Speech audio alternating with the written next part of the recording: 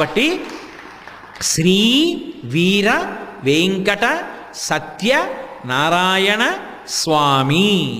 ఆయన పక్కన ఉన్నది అనంత లక్ష్మీ సత్యవతి, కుడి పక్కన శివుడు. ఇలా ఏకపీఠం మీద ఉంటారు.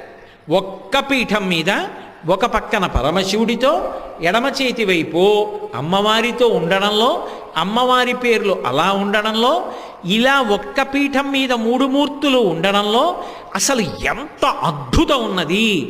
ఆంధ్రదేశం మొత్తం మీద ఏ క్షేత్రంలోనూ లేనటువంటి అద్భుతం ఇక్కడ ఒక్క చోటే ఏది ఉన్నది అన్న విషయం గురించి రేపు సాయంకాలం మళ్ళీ 6:30 కలుసుకున్నప్పుడు సత్యనారాయణ స్వామి పలికించినంత మేర పలుకుతాను.